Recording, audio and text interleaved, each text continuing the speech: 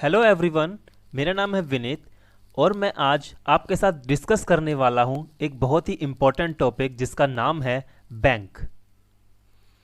Bank का नाम सुनते ही हमारे माइंड में कुछ तस्वीरें सामने आने लगती हैं, जिसके अंदर से हो सकता है आपने सोचा हो HDFC के बारे में, किसी ने सोचा होगा SBI के बारे में, किसी ने सोचा होगा PNB के बारे में, या फिर किसी ने सोचा होगा IDBI के बारे में, या फिर और भी कुछ बातें, कुछ नंबर्स, कुछ शब्द आपके दिमाग में आ सकते हैं बैंक का नाम सुनते ही। तो क्या जो ये हम यहाँ पर लिख रहे हैं HDFC, SBI, IDBI, क्या यही बैंक होते हैं? क्या ये HDFC, SBI, PNB, IDBI क्या सिर्फ यही बैंक हैं, या फिर बैंक कुछ और होता है? तो इसको ही हम आज डिटेल में डिस्कस करने वाले हैं। तो फटाफट से हम शुरू करते हैं अपना टॉपिक, जिसका नाम है बैंक। तो बैंक होता क्या है, सबसे पहले मैं ये डिस्कस करने वाला हूँ आपके साथ कि बैंक का जो वर्ड है वो स्टार्ट कहाँ से हुआ, कहाँ से वो बैंक का वर्ड आया। तो उसको हम शुरू करते हैं। Simply put, a bank is a place where someone can deposit money for saving and safe keeping and withdrawal it when necessary. मतलब अगर हम इस डेफिनेशन को देखें तो बैंक एक ऐसा प्लेस है where we can save our money and safe keeping, save and safe keeping, और इसके साथ साथ withdraw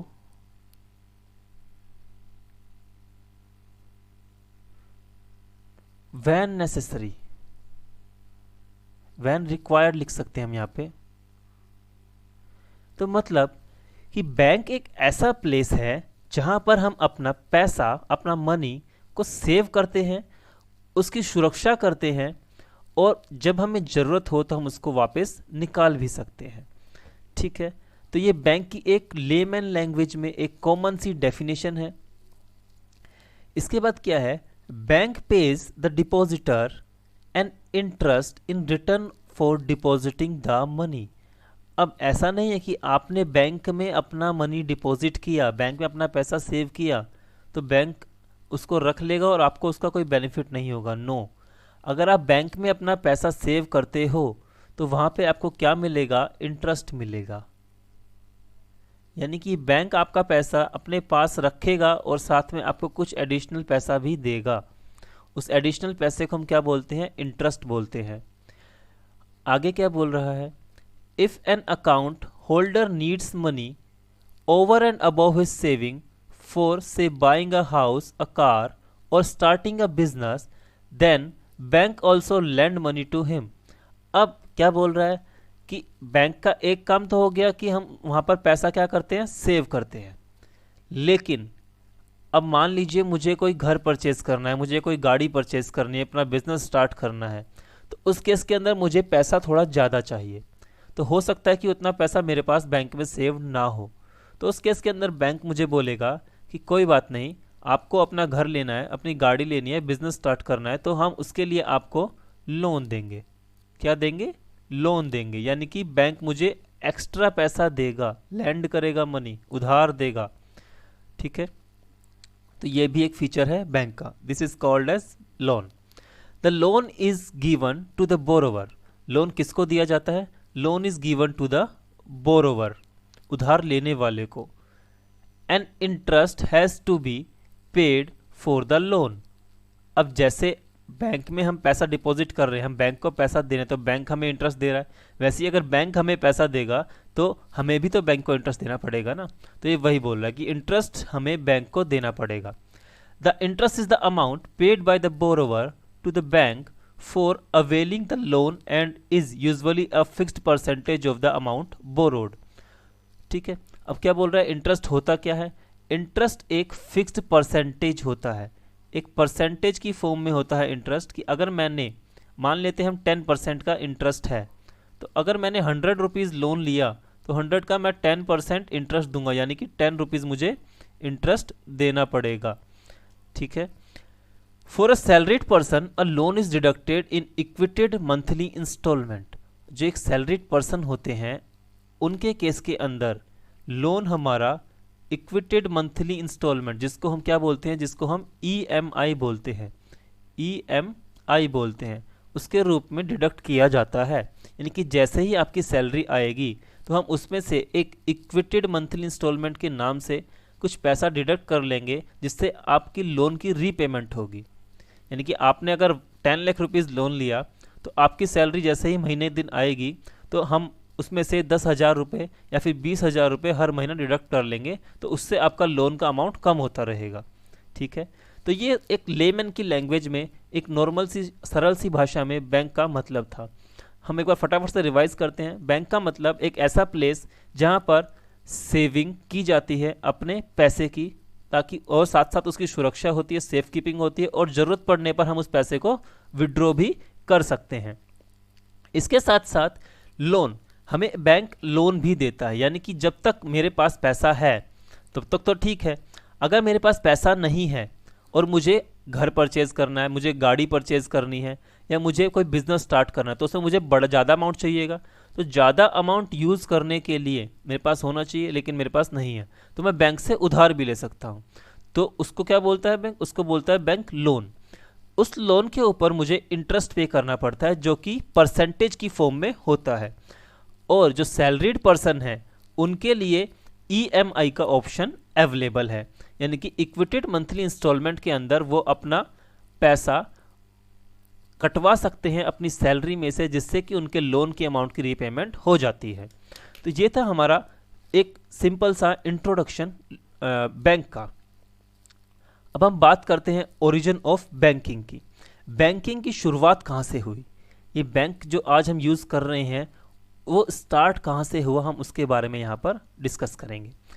banking started in temples and places of Babylon even before 2000 BC। यानी कि 2000 BC से भी पहले से बैंक स्टार्टेड हैं, लेकिन पहले कहाँ पर चलते थे? टेम्पल्स में और बेबीलोन के प्लेसेस में, यानी कि महलों में। वहाँ पर सेफ कीपिंग ऑफ वैल्यूएबल्स के लिए इसको यूज़ किया जाता था। जो भी कीमती वस्तु होती थी उसको सुरक्षित रखने के लिए हम बैंक्स का यूज़ करते थे। उसके बाद क्या कह रहा है? उसके बाद ये बोल रहे हैं the Greek developed a system of transforming money by maintaining book entry without the physical transfer of money. जो ग्रीक्स थे उन्होंने क्या किया? एक सिस्टम डेवलप किया कि आप फिजिकल मनी को ट्रांसफ़र किए बिना ट्रांसफ़र कर देंगे बुक एंट्री के जरिए। यानी कि फॉर एग्ज़ाम्पल मान लेते हैं मिस्टर ए के पास जो हमारी बुक्स हैं उसके अंदर 1000 रुपीज़ हैं। मिस्टर ए के पास हमारी बुक्स में 1000 रुपीज़ है, लेकिन मिस्टर ए ने बोला कि ये 1000 रुपये मुझे मिस्टर बी को देने हैं। किसको देने हैं? मिस्टर बी को देने हैं। तो अब बैंक क्या करेगा? जो ग्रीक्स वाला जो सिस्टम है, ये वाला जो सिस्टम है, ये क्या करेगा? ये 1000 रुपीज़ ट्रांसफ़र करके इनकी बुक में लिख देगा और यहाँ से इसको डिलीट कर देगा कि यहाँ से चले गए किसके पास? इनके पास, मिस्टर बी के पास। तो ये था फिजिकल ट्रांसफ़र किए बिना ही हमने क्या किया? ट्रांसफ़र कर दिया मनी को। इसके बाद क्या बोलता है? The Jews and Templars becomes banker after the fall of Roman Empire. Jews और टेम्पलर्स रोमन एम्पायर के फॉल होने के बाद बैंकर्स बन गए। Later Italian become leading bankers. The first banking institution in India was the Bank of Bengal. अब हम यहाँ पर बात कर रहे हैं इंडिया की। तो इंडिया के अंदर जो हमारा फर्स्ट बैंक था, इंस्टीट्यूशनल बैंक था हमारा, वो कौन सा था? Bank of Bengal, which was started in 1809। वो कब स्टार्ट हुआ था? 1809 में। Which did not last long, लेकिन वो ज़्यादा लंबा चला नहीं। 1809 में स्टार्ट तो हुआ, लेकिन 1809 में शुरू होने के बाद कुछ समय के बाद ही वो बंद हो गया। इसके बाद क्या बोलता है? The government of India started the imperial bank of India इन 1921। 1921 में गवर्नमेंट ऑफ इंडिया ने इंपीरियल बैंक ऑफ इंडिया के नाम से पहला बैंक स्टार्ट किया। यानी कि ऑफिशियल बैंक अगर गवर्नमेंट ऑफ इंडिया के द्वारा हम बोले तो वो कौन सा होगा? Imperial bank of India. अब इसके बाद ये कब हुआ था? 1921 में। लेकिन 1955 में इसका नाम चेंज हो गया SBI, State Bank of India, जिसे आज हम सभी लोग जानते हैं। Later in 1955 it was renamed as the State Bank of India. Government of India nationalized all large banks in the year 1969 by making payment to the owners, and another set of banks were nationalized by the government during the year 1980. Government of India ने 1969 में जो भी owners थे banks के उनको payment करके सारे bank को नेशनलाइज कर दिया, यानी कि ऑल ओवर इंडिया के बेसिस पे वो काम करने लग गए। छोटे छोटे बैंक्स थे उनको गवर्नमेंट ने अपने अंडर ले लिया। In the year 1994, the government of India decided to permit setting up private bank in India, यानी कि जो प्राइवेट बैंक्स हैं वो कब आए थे हमारे पास? वो आए थे 1994 में। प्राइवेट बैंक्स में कौन कौन से बैंक हैं हमारे पास? है HDFC है, एक्सिस है, ICICI है, और भी बहुत सारे बैंक्स हैं जो प्राइवेट बैंक्स हैं। तो ये बैंक्स कब से आना स्टार्ट हुए? 1994 के बाद आना स्टार्ट हुए इंडिया के अंदर काम करने के लिए। इसके बाद क्या बोलता है? इसके बाद बोलते हैं some of the foreign banks have been operating in India for over 100 years. At present the largest bank in India State Bank of India in terms of deposit values and number of branches. India के अंदर at present सबसे बड़ा bank जो है वो है SBI in the terms of deposit values and number of branches। तो ये था हमारा बैंकिंग का ओरिजिन और बैंकिंग की डेफिनेशन। अब हम देखेंगे टाइप्स ऑफ बैंक अकाउंट्स के बारे में। हमने बैंकिंग की हिस्ट्री को देख लिया, बैंकिंग क्या होती है वो देख लिया। अब बैंक काम क्या करता है हम बेसिकली वो देखना चाह रहे हैं कि बैंक के अंदर होता क्या है। तो बैंक के अंदर होते हैं बेसिकली बैंक अकाउंट्स। क्या होते हैं? बैंक के अंदर होते हैं बैंक अकाउंट्स। अब बैंक अकाउंट्स भी हमारे दो टाइप के होते हैं, एक होता है सेविंग बैंक अकाउंट और एक होता है करंट अकाउंट। सेविंग अकाउंट और करंट अकाउंट के अंदर जो बेसिक डिफरेंस है सेविंग और करंट में, जो बेसिक डिफरेंस है वो क्या है? बेसिक डिफरेंस सिर्फ इतना ही है कि सेविंग अकाउंट हमें सेव करने के लिए एनकरेज करता है कि हम पैसा सेव करें, और करंट अकाउंट हमारा बेसिकली बिजनेस पर्पस के लिए होता है, जहां पर हमारी नंबर ऑफ ट्रांजैक्शंस ज़्यादा होती हैं। तो सेविंग अकाउंट सेविंग के लिए और करंट अकाउंट बिजनेस के लिए, ये हम ओवरव्यू में देख रहे हैं ऊपर से। अब क्या बोल रहा है इसको डिस्कस करते हैं। Saving bank account encourages persons to save money on a regular basis. जो मैंने आपको बताया सेविंग अकाउंट में हम क्या करते हैं? सेव करते हैं। ये एनकरेज करता है हमें एक रेगुलर बेसिस पे पैसा सेव करने के लिए। They are opened to include the saving habit. A small amount is enough to open a saving bank account with most banks. आप सेविंग बैंक अकाउंट ओपन करने के लिए बहुत ही स्मॉल अमाउंट यानी कि 100 रुपये, 500 रुपये, 1000 रुपये से भी सेविंग बैंक अकाउंट ओपन कर सकते हो। डिपेंड करता है बैंक टू बैंक, और आजकल तो जीरो बैलेंस पे भी अकाउंट ओपन होता है। Now you can deposit any amount of money into your saving bank account any time. Further, you also have the option of withdrawing money anytime from the account. आप कितना भी छोटा amount bank में जमा कर सकते हो। 5 रुपये से लेकर 5 लाख रुपए तक, 5 करोड़ रुपए तक आप अपने सेविंग अकाउंट में जमा कर सकते हो।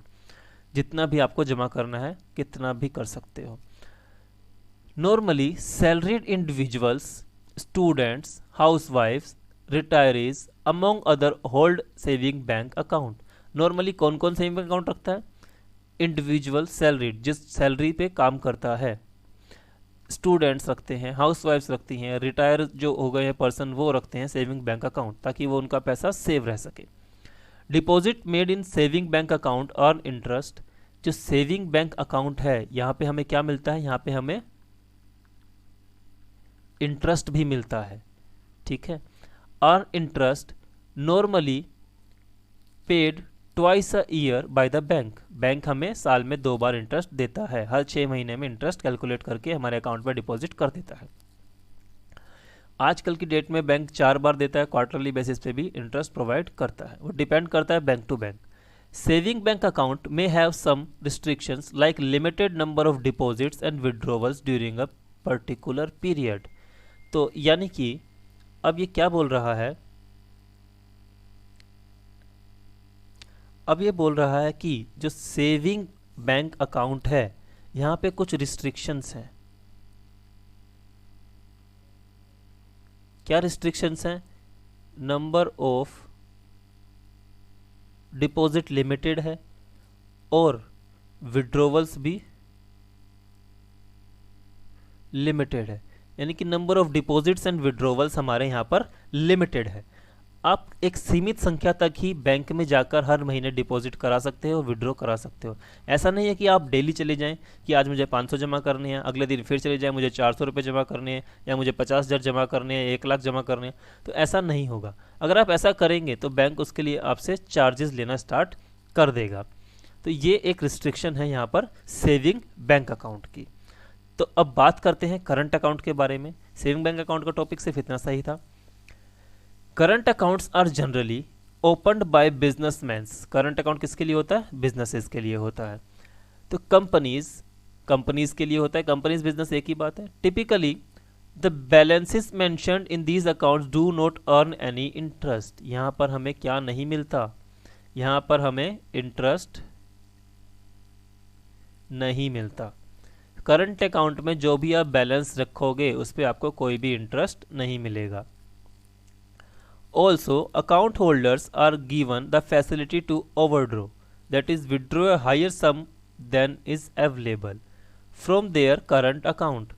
अकाउंट होल्डर्स को एक एडिशनल फैसिलिटी यहाँ पर प्रोवाइड की जाती है जिसको हम क्या बोलते हैं? ओवर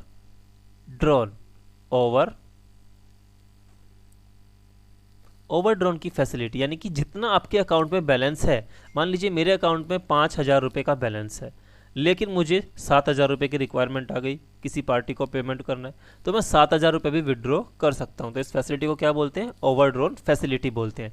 ये आपको सेविंग अकाउंट के अंदर नहीं मिलती है। ठीक है, आगे चलते हैं। The overdrawn money needs to be paid back to the bank subsequently with interest. हाँ, ऑब्वियस सी बात है कि अगर ने ओवरड्रॉन किया है तो उस पर आपको इंटरेस्ट देना पड़ेगा बैंक को, और वो बाद में डिपॉजिट भी करना पड़ेगा। ठीक है, यानी कि जितना आपके अकाउंट में अगर आप उतना ही यूज़ कर रहे हो तो कोई इंटरेस्ट नहीं देना, लेकिन अगर आपने एक्स्ट्रा विड्रॉ कर लिया तो उसके ऊपर आपको इंटरेस्ट पे करना पड़ेगा और वो पैसा आपको वापस करना पड़ेगा। Current account holders will get benefits like some number of deposits and more number of deposits and more number of withdrawals during a particular period. अब जो यहाँ पर जो ये डिपॉजिट्स और विड्रॉवल्स पर रिस्ट्रिक्शंस थी वो यहाँ पर नहीं है, तो यहाँ पे हम लिख लेते हैं no restriction. No restriction on withdrawal और डिपॉजिट। विड्रॉवल और डिपॉजिट पे कोई भी रिस्ट्रिक्शन हमारी करंट अकाउंट के अंदर नहीं होती है।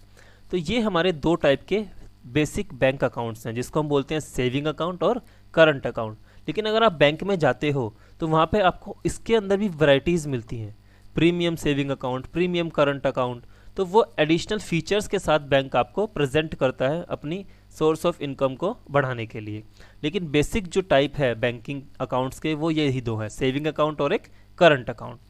इसके अलावा बैंक हमें कुछ फैसिलिटीज़ और देता है, जैसे कि फिक्स डिपॉजिट। फिक्स डिपॉजिट क्या होता है?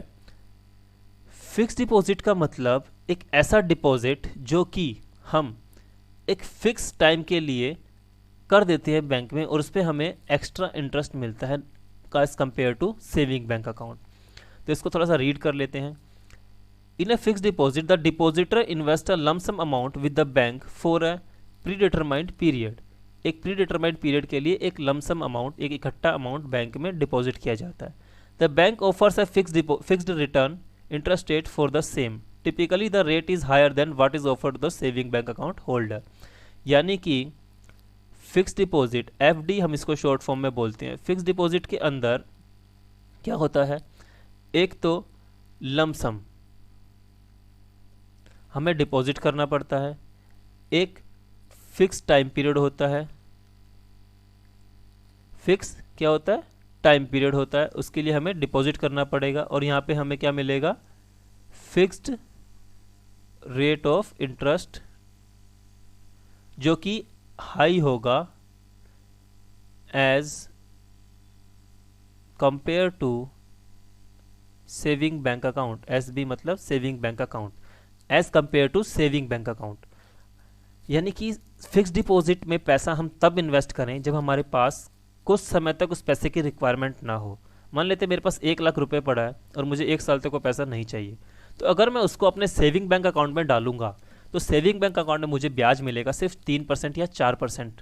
लेकिन अगर मैं उसका फिक्स डिपॉजिट करा देता हूँ 1 साल के लिए, तो वहीं मुझे हो सकता है कि 7% भी इंटरेस्ट मिल जाए। कितना इंटरेस्ट? 7%, 8%, जो भी इंटरेस्ट बैंक में चल रहा होगा उसके अकॉर्डिंग मिलेगा, यानी कि फिक्स डिपॉजिट से ज़्यादा मिला। ठीक है, तो सॉरी, सेविंग बैंक से ज़्यादा मिला फिक्स डिपॉजिट में। तो यही एक फीचर है फिक्स डिपॉजिट का। यहाँ पर आपको एक फिक्स टेन्योर के लिए एक लमसम अमाउंट डिपॉजिट करना पड़ता है, एक फिक्स्ड रेट ऑफ इंटरेस्ट के साथ आपको पैसा वापस मिलता है, जो कि सेविंग बैंक अकाउंट के इंटरेस्ट रेट से ज़्यादा होता है। इसी के बाद एक और फीचर है जिसका नाम है रिकरिंग डिपॉजिट। रिकरिंग डिपॉजिट, जैसा कि नाम बता रहा है, रिकरिंग मतलब बार बार डिपॉजिट करना है हमें। तो unlike fix deposit, investment in recurring deposit are made over a period of time. Over a period of time investment यहाँ पे की जाती है। Hence, investors invest a given sum of money at regular interval for a period like every month or every quarter। यहाँ पे क्या होता है, हम every month या फिर quarter,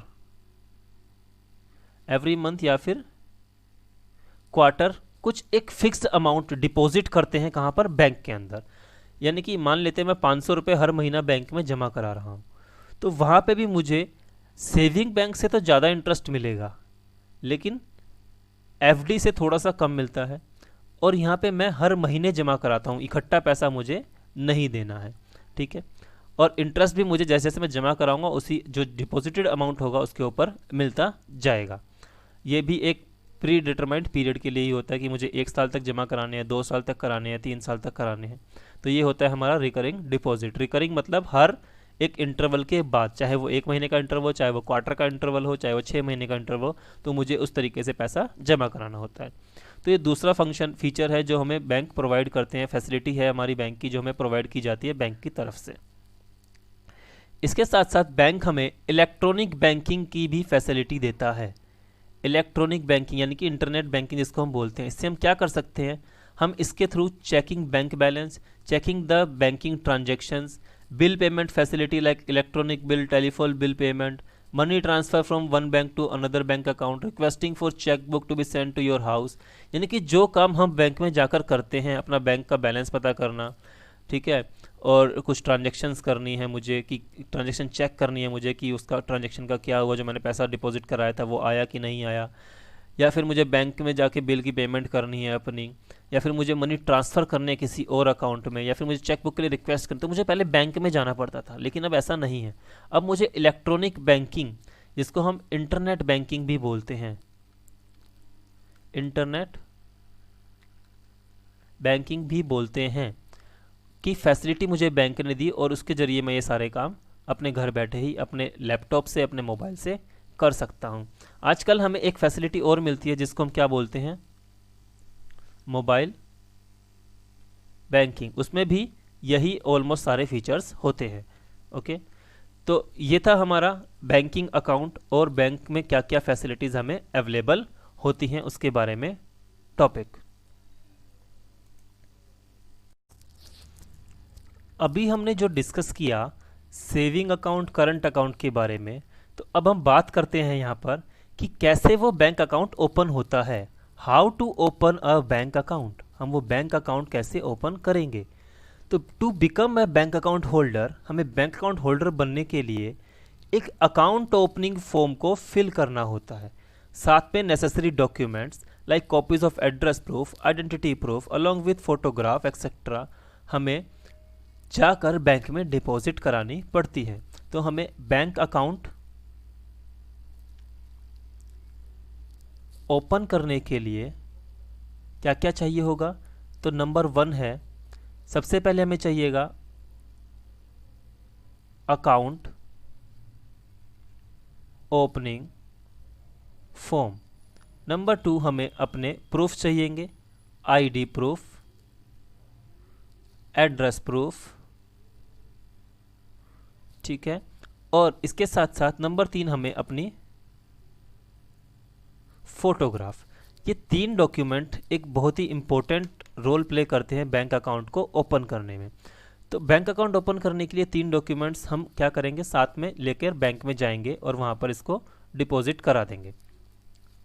on necessary paper work has been completed, जब ये सारा पेपर वर्क कंप्लीट हो जाएगा ये तीनों, तो bank account is opened and your account become a account holder with the bank, और आप बैंक के साथ एक अकाउंट होल्डर बन जाओगे। बैंक आपको क्या देगा उसके बाद, bank a lots a unique account number two you, bank आपको एक यूनिक अकाउंट नंबर देगा, यूनिक अकाउंट नंबर, बैंक आपको एक यूनिक अकाउंट नंबर प्रोवाइड करेगा। It also gives you document like pay in slip, इसके साथ साथ आपको कुछ और डॉक्यूमेंट्स भी दिए जाएंगे like pay in slip, cheque book, passbook और एटीएम कार्ड भी आजकल मिलता है। For your day to day transaction with the bank, जो कि आप बैंक के साथ डे टू डे ट्रांजेक्शन्स करोगे उसके लिए। Nowadays, bank started giving internet banking username and password for account holders to do banking transactions through the internet, जो कि हमने अभी इंटरनेट बैंकिंग के बारे में डिस्कस किया, तो वो भी यहाँ पर आपको इंटरनेट बैंकिंग के लिए भी यूज़र आईडी और पासवर्ड प्रोवाइड किया जाता है बैंक की तरफ से, ताकि आप उसको यूज़ कर सको। Some bank provide phone banking facilities also to the account holders, phone banking, mobile banking जो मैंने आपको बताया वही बात कर रहा है, तो उसकी भी डिटेल्स आपको प्रोवाइड की जाती है किसी किसी बैंक के द्वारा। तो यहाँ पर बैंक अकाउंट खोलने के लिए 3 चीज़ें बहुत इंपॉर्टेंट हैं, account opening form, ID proof में एड्रेस प्रूफ। आईडी प्रूफ और एड्रेस प्रूफ दोनों डिफरेंट होते हैं, आईडी प्रूफ में आपका पैन कार्ड एक्सेप्टेबल होता है लेकिन एड्रेस प्रूफ में पैन कार्ड एक्सेप्टेबल नहीं होता है। एड्रेस प्रूफ के अंदर बेसिकली वो चीज़ आती है जहाँ पर आपका एड्रेस मैंशन हो, जैसे कि आपका आधार कार्ड, ओके। फोटोग्राफ, आपकी रिसेंट पासपोर्ट साइज फोटोग्राफ यहाँ पर रिक्वायर्ड होती है। तो ये सारे डॉक्यूमेंट्स आप लेकर बैंक में जाएंगे और डिपॉजिट करेंगे, तो वहाँ से आपको एक यूनिक अकाउंट नंबर के साथ साथ पे इन स्लिप, चेकबुक, पासबुक और अदर जो फैसिलिटीज़ बैंक आपको देना चाह रहा है वो आपको प्रोवाइड कराएगा। तो ये था बैंक अकाउंट ओपन करने का एक तरीका, सिंपल सा फॉर्मेट है। इसके साथ साथ अब हम आगे चलते हैं। अब हम डिस्कस करेंगे पे इन स्लिप के बारे में। पे इन स्लिप क्या होता है? पे इन स्लिप होता है जिससे जरिए हम पैसा डिपॉजिट करते हैं, तो इसको हम डिपॉजिट स्लिप भी बोल सकते हैं। क्या बोल सकते हैं? Deposit slip.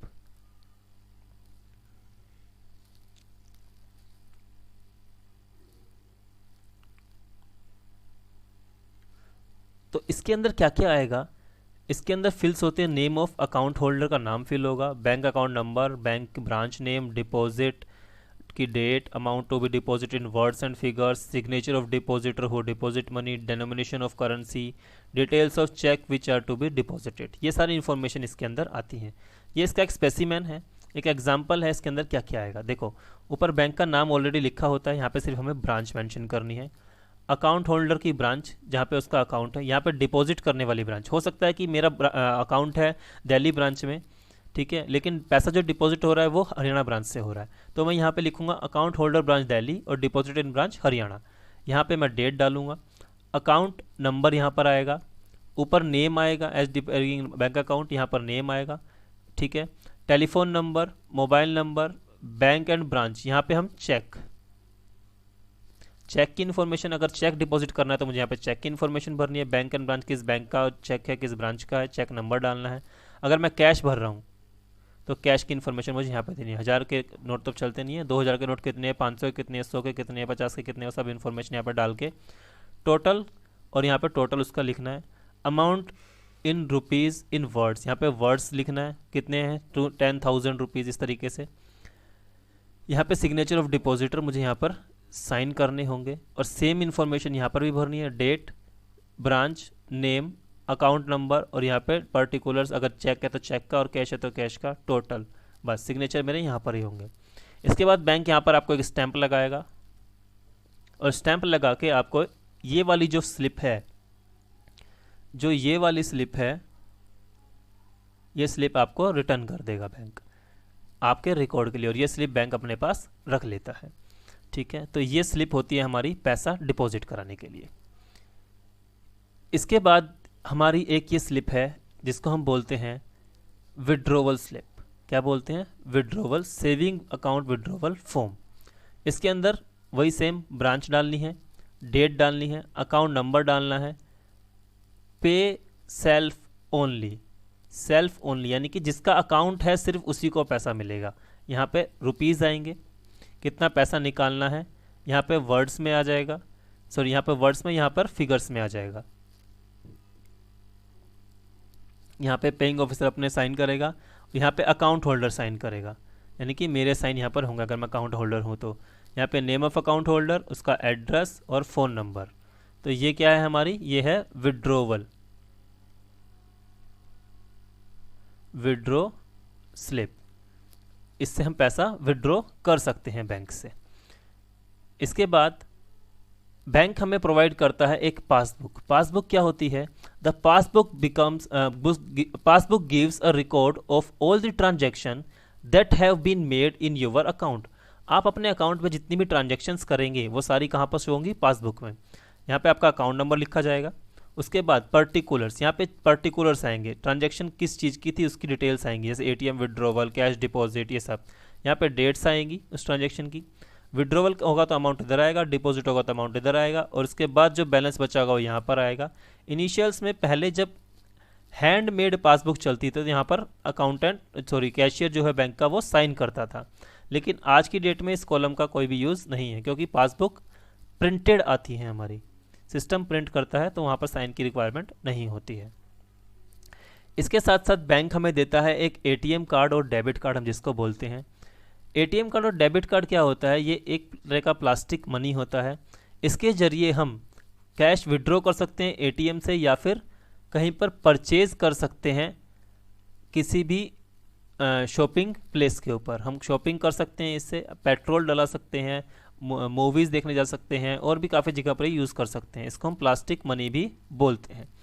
इसके जरिए आप अगर शॉपिंग करोगे तो जो पैसा है वो डायरेक्टली आपके बैंक अकाउंट से डिडक्ट हो जाएगा, डायरेक्टली पैसा आपके बैंक अकाउंट से कट जाएगा। तो ये हमारा क्या है? एटीएम कार्ड है। इसके जरिए हम एटीएम मशीन में जाकर विड्रॉ कर सकते हैं या फिर पॉइंट ऑफ सेल पर जाकर शॉपिंग कर सकते हैं।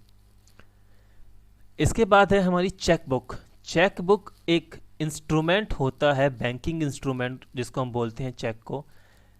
It is return mandate given by the account holder to his bank to make the payment as per the detail mentioned therein. ये एक रिटर्न डॉक्यूमेंट है, एक मैंडेट है कि अकाउंट होल्डर बोल रहा है कि जिसका नाम यहाँ पर लिखा गया है उसको जितने रुपीज़ लिखे गए हैं उतने की पेमेंट कर दो। किसको बोल रहा है? बैंक को बोल रहा है, और अपने साइन यहाँ पर करके दे रहा है। ठीक है, तो इसके अंदर क्या है? डेट ऑन और after which payment can be made for the cheque. ये डेट जो है, इस डेट के बाद ही पेमेंट हो सकती है, और अप टू कितने दिनों तक? अप टू 3 मंथ्स, यानी कि इस डेट के बाद 3 महीने बाद ये चेक एक्सपायर हो जाएगा, उसकी कोई वैल्यू नहीं रहेगी। यानी कि जो डेट चेक के ऊपर मेंशन कर दी गई उस डेट के बाद 3 महीने तक ये चेक वैलिड होता है। ठीक है, इसके बाद क्या बोल रहा है? Name of the party to whom the payment is to be made, जिसका नाम है पार्टी का जिसको पेमेंट करनी है। The amount to be paid in words and figure, amounts words में और फिगर्स में ये मेंशन होता है, और उसके अलावा यहाँ पर सिग्नेचर, ये बहुत ही इंपॉर्टेंट होते हैं। तो ये हमारा चेक होता है, मोस्ट प्रोबेबली सभी ने देखा होगा अपने घरों में। तो ये फीचर्स, ये चीज़ें हमें बैंक प्रोवाइड करता है। आई होप आपको ये वीडियो पसंद आया होगा। तो अगली वीडियो बहुत जल्द मिलेगी, तब तक के लिए थैंक यू, कीप वॉचिंग।